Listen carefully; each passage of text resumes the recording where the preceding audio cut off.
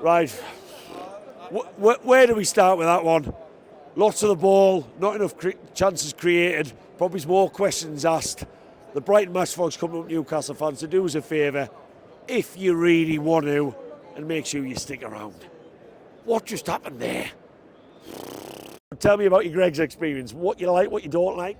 The sausage rolls are fantastic. The pizza was not a win for me. Pizza's not good. It wasn't good, I have to admit. But it's not the result that bothers us. It's sort of the performance.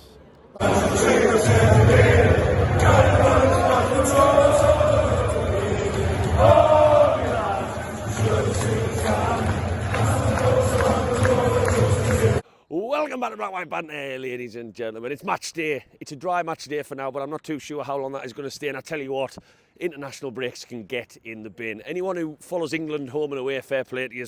You've probably got more to look forward to than what I do when I am just literally scrapping around the house trying to find something Eddie Howe's Mags related. It is class to be back. And that international break, I don't know about anyone else, felt longer than the norm.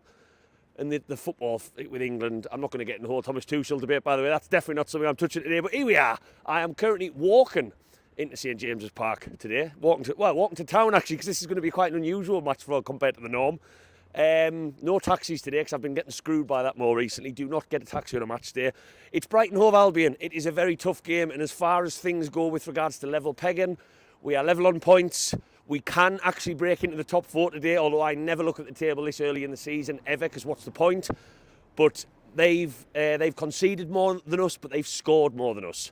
So it's a bit like we're better at defending, they're better at scoring. And when we play Brighton, because they're a progressive football team, they play out from the back. Not much has changed since De Zerbi left, I don't think, with the youngest manager, 31 years old, the Brighton manager is, if anyone didn't know that. Haven't even got to the stats yet. It's always an interesting match, but at St James's Park, we've been pretty decent against these, but this is a tough test. We are led to believe Alexander Isak is going to be back today. Gimme a striker from Sweden. I'm assuming he's getting a late fitness test, which I'm going to guess looks something like this.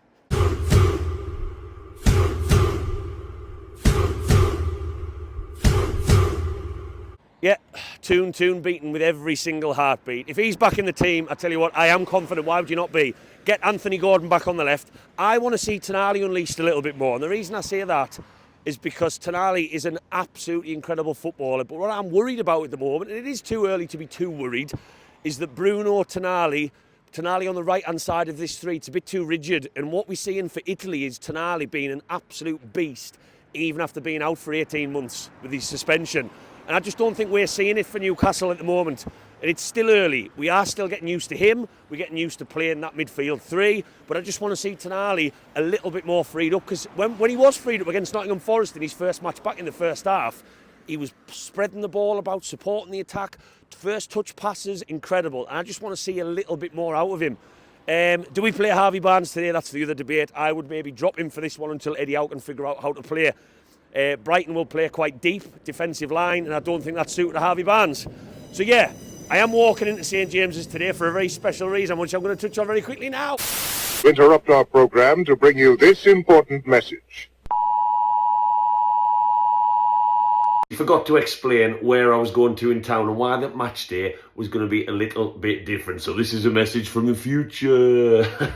I was actually heading into town for the first ever Black and White Banter Meetup, which is one of the most cringy things I've ever said before. So I put a post out on Facebook and in my WhatsApp group. Yes, there is a Black and White Banter WhatsApp group. If you haven't got it, why have you not got it? Drop down in the comments and let me know if you want it. And I was going to meet up with some fellow Newcastle fans who follow my pages, and this is exactly why I love this page across all socials. So I'm going to let you get back to the video as I head into the Mile Castle for inevitably too many pints and, of course, some Jaeger bombs. Back to the video. An hour later. I can just about get a wide video. I'll crouch down. Jaeger bombers.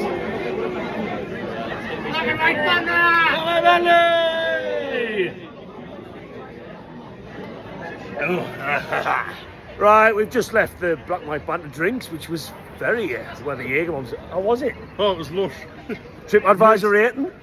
Oh, definitely 10 stars out of 5. 10 stars out of 5. Right, pre-match thoughts. Brighton, go on, hit me. Be a tough game. Yeah. Minter's guaranteed to score. Oh, God. I know. There he goes. I mean, I've then made a joking Dan- video about it, so I can't say too much. Dan Burn for the winner. Yeah, so what bet have you got on? By the way, back my band does not promote gambling in any way. I haven't put it on, but I would say 5-1. 5-1. Confidence. 5-1. No, sorry. I meant, what bet did you say that you talked about earlier that you put on? There Dan was one that Burn? my friend told us. Dan Burn and Minter score for 50-1. Any team. He's from Blah. I tell you what, the sun is shining. Weather's improved. Yeah, so we've just sank about, well, I've had probably more pints than I planned on having in Newcastle there. Black and White Banter Meetup is going well. That sounds the most cringy thing I've ever said in my life. Wasn't a Black and White Banter Meetup. It was a load of blokes and a woman meeting up for a few drinks, like. That's all it was. We're going to go to the Strawberry Fun. Apparently Anthony Gordon's put some drinks behind the bar. But if I know Newcastle fans like Newcastle fans, It's going to be skint by the end of it. there's probably a queue 2 miles long that goes back to Gateshead to get into the bar. Anyway, onto the stadium we go. Really? Not many things in life more beautiful than that. Haven't had a child yet, but I feel like that's more beautiful than the birth of my first child. Oh, the bus. Ruined by the bus. Ruined by the bus.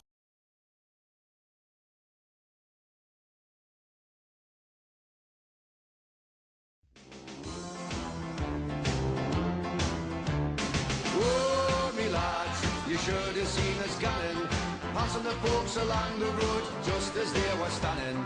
All the lads and lasses there, all with smiling faces, gunning along the Scotswood Road to see the bleeding races.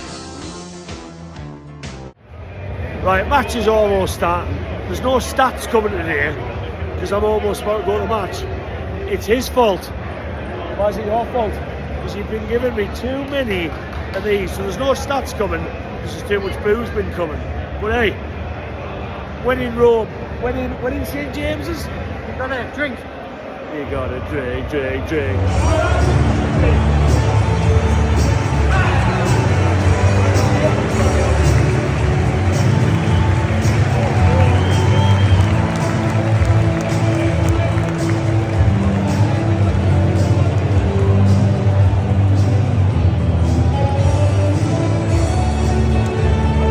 Time. How the hell have we not scored? How the hell have we not scored? Alexander Isak.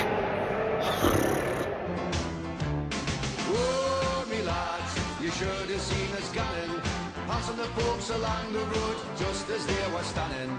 All the lads and lasses there, all with smiling faces, gunning along the Scotswood Road. We're at the stadium, joined by Mr Gardy, who joined me on the pre-match crawl where I think he was in a slightly better spirits. Right then, first question. First defeat since January of this year in the league. So we're not used to this. We are not used to talking about anything like this post-match. Firstly, Gordy, sum up that match and I'll dive a little bit deeper after.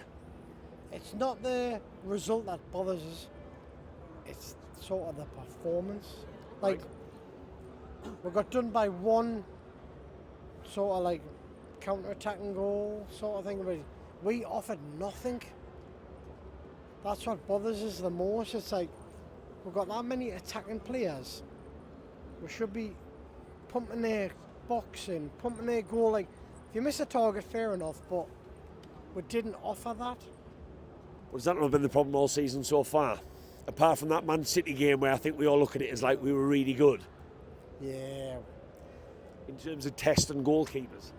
We need to test them a bit more. Yeah. We do need to test them more. Like, why are we not? That's down to coaching and management. I'm not a football manager. I'm not a coach. No, of course. Like, we need to be get in the box, get the balls in the box, get shots on goal. Like, if we took 100 shots on goal and didn't score, fair enough. I'd be like, hey, fair enough. But to not test their keeper enough, to not attack the ball more, and get done by a counter-attacking player, losing 1-0, like, nah, I'm disappointed. Like, Right. 8 games in now, 12 points. sitting in the top, I don't know how the table's looking. Are you happy enough, or? Could be better, could be worse, to be fair. I mean, it is one of them things. Well, I have played worse, and we've picked up points. Yeah. So it's one of them days, isn't it? Yeah. On to the next game we go. By the way, another person who joined the Black and White Banter bar crawl today. Anyone on YouTube, because I don't have many followers on YouTube, doesn't know much about it. Was it all right? I think it was all right, wasn't it? Yeah, I would say I was kind of A couple of Jaeger bombs going. Aye, exactly. Aye. Well, I'm not used I to am joined by Amy, who just basically a year, isn't it? A year ago, Amy featured on a video for the Crystal Palace match, which was her first ever game, travelling all the way from America. So I'm going to remind everyone, Amy, tell me how far you've travelled for this match. 4,300 and some odd miles. And we met each other in Atlanta, Georgia for the summer series. The summer in series. 2023, yeah. So you're over this time in Newcastle for about, well, give or take, London, Newcastle for about a month. A month, yes. Yes. Unfortunately, this game did not go. You've seen a draw and you've seen a win. You've finally seen a loss in the flesh, in the Gallagher end. I was not hoping to make it full circle today. So tell me, firstly, what your experiences were like. It was a good question first. Well, it was great. I love being here in the crowd. It's like, I was grinning like a kid at Christmas for the first half. Wasn't quite as happy the second. Match-wise, a bit disappointed. What did you take away from the match itself, if we get into the football side a little bit more? Yeah, well, Isak was off. Like, from the beginning it was clear. I think he stayed in too long. Dan Burn had some really good plays that surprised me. I wanted to see Miley get in there, especially just at the end. Didn't happen. You were saying he's gone from your child to looking a bit older now. He did, I swear. When they showed he was back in training, he looks like he's aged some. It's been a long time, I guess. So, are you worried from today, or you just move on to the next one? Yeah, just move on to the next one. Keep your eyes on the next prize, yeah. We didn't really seem to get in behind them or trouble them much. Verbruggen didn't really have to have a particularly amazing game. It's just one of them days where it looked like we could have played another hour and a half and we wouldn't have scored. So, based off that, which seems like a common theme so far this season, without sounding too negative, is that a worry that is becoming more like we aren't testing goalkeepers, we aren't creating chances or not? A bit. I mean, we're now 2 months into the season. We said first few games of the season, they'll get going, but they haven't really. I mean, the Man City game aside, the performances haven't really been at the level that they should be for a team that's supposed to be pushing for Europe. So it is starting to get concerning that things aren't really clicking. This is going to sound like I'm putting you on the spot massively. If you were Eddie Howe, going into training next week, before Chelsea next week, what are you worried about? But more importantly, what are you going to try and work on?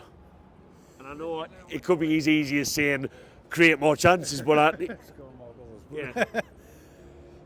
I don't know whether it's a mentality thing or it's just those situations when you're playing against a team that is well set up as Brighton, but we even had it against Wimbledon for Christ's sake, where it was just we just couldn't really break them down, and they need to start working on new things, whether it needs a rotation of personnel in the teams somewhere, a new formation, something needs to change. You were talking about your Greg's experience, and I really want to. I'll come away from the football stuff. So tell me about your Greg's experience. What you like, what you don't like. The sausage rolls are fantastic. The pizza was not a win for me. Pizza's not good. It wasn't good, I have to admit. But the corned beef was good, and the sausage rolls still my favorite. Right, full time. We're not used to this, are we? We are not used to this. A first defeat at St James's Park since January, Manchester City. I'm annoyed coming out of there, I am. And I don't see it very often. I absolutely love Eddie Howe. Any Newcastle fan who thinks we should get rid of our current manager, I think with what he is developing into as a coach is a bit ridiculous, but I didn't agree with some of his substitutes, but I'll get on that in a second. Look, let's break this match down. Both on 12 points, Brighton on 12, we're on 12. They're a very good side, they're a progressive side. But I'm really starting to get worried about how many chances we're creating.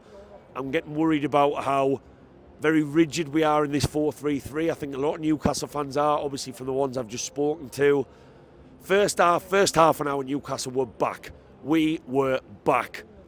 Gordon on the press, Bruno on the press, Joe Linton looking every bit the Joe Linton that we absolutely adore and love. It was there. It was great. And Brighton could not come up for breath. They couldn't, and I was really excited. I thought it was going to go somewhere. They score totally against the run of play. Look, sometimes it happens. I'm not too worried about it. Sometimes it happens. It happened. We dropped off a little bit. Brighton suddenly started seeing a bit more of the ball. Before that, it was 95% possession. We never really got going again in that first half. In the second half, it's like, right, we regroup. We've got options off the bench. Eddie Howe brings some of them options off the bench. Harvey Barnes, I'm going to keep saying it from the rooftops, Harvey Barnes is a player I think is suited to a certain system. I think he's suited to a certain way that a certain team plays. I don't think that's the way Eddie Howe currently plays right now. He's been great in impact because he can make things happen for himself, and he's got a fantastic shot. It was the right substitution to bring on. I think where my gripe lies today is certainly in subs made. I think Tonali, I was going to do a video about it earlier in the week. Tonali is an absolutely fantastic footballer. He is a brilliant footballer where when he is playing for Italy, as he's just done during this international break, he is tearing it up. A man who has not played for 18 months is absolutely tearing it up. And he is literally, he's pulling the strings, he's playing passes, he's making assists, he's doing all sorts. When he is playing on the right-hand side of this current midfield three, I do not think we are getting the most of it out of Sandro Tonali. And I think Bruno playing where he is, just to the left of Tonali, I don't think it's working for us. I really, really don't, because I'm not saying Bruno, I love him, he's great. We know Bruno's great. We know how he makes things happen for us in midfield. When Bruno plays well, we play well. But Sandro Tonali is a talent that we are not utilising at the moment. And I know it's going to take time, but the longer it takes time, the longer I don't think we are seeing as much from that midfield. We really are. Joe Linton, we know what he does. He's here, he's there, he's everywhere. He's attacking, he's defending, he's mopping things up, he's supporting the attack. That's brilliant. Bruno is starting to get back in his groove. And then Tonali, when was the last time in the last 2 or 3 matches that you came away and said Tonali was the outstanding player? Tonali will be the outstanding player just when he's used better. So that's a frustrating point for me.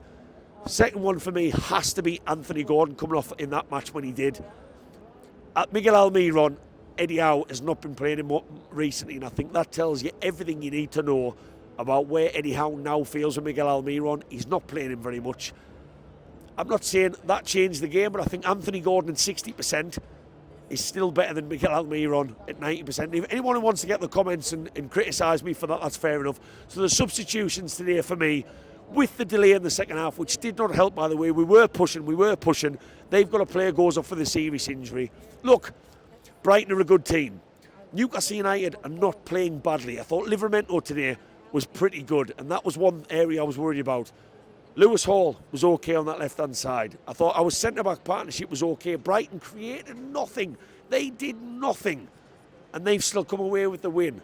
Smash and grab in every single shape or form was exactly how I look at that from a Brighton perspective. So that's where I'm not worried.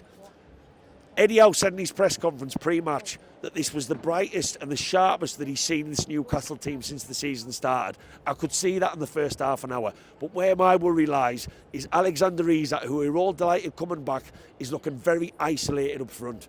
He needs more players around him. He needs more support. He needs more touches. And with a Bruno Tonali, Joe Linton, I'm forgetting my midfield three, combination, I'm just a little bit worried about that he's not getting that support, because Anthony Gordon will do that every day of the week. Jacob Murphy on the right-hand side, we know what we get with Jacob Murphy. He's not a world beater, but he's going to create, he's going to try and whip the ball in when he can. I just think that Alexander Isak is going to continue to look isolated in this system. There's lots of things to work on. My biggest one is bringing Sandro into the game more and finding a system that Alexander Isak is suited to more. Is Eddie Howe being a little bit too rigid in this 4-3-3 system? I think now Yes, he is. I think that's got to be an argument. Playing against a team who are very similar to us, like Brighton, it's got to be an argument. It really, really does. That's something to him to work on, and I've got no doubt he will. This is not the Ed Ale bashing show. But look, let's keep it a bit more positive. Newcastle United have lost a football match for the first time at home since January. Newcastle United have dominated all of the ball today, and if Alexander Isak had put the ball in the first half, who knows, it's a different story. We have had chances today, but we just not quite creating enough for the players we have on the pitch. On to Chelsea we go on Sunday. Lots of things to dissect from that one. Lots of things to dissect, and please get down in the comments and let me know some. By the way, I'm just going to do a full spin on this video. There's 2 of them left. The Black and White Banter first ever meet-up for drinks was absolutely incredible. When I first started this page, which was on YouTube, it was ranting about Steve Bruce about 4 years ago. The fact that I can meet up with people in a bar because of Facebook, because of TikTok, because of Twitter, because of YouTube is incredible. And this is exactly why I love the page that I've created. It's one of my favourite ever things I've ever done in my life. I'm going to sign off on that one. Try and enjoy the next week or so before Chelsea away. Things aren't too bad. We were level on points going into this, but there's certainly things to work on. Keep the faith, Newcastle fans. Drop that little like, drop that follow, drop that subscribe, and as always, away the house, mags. Away, lad!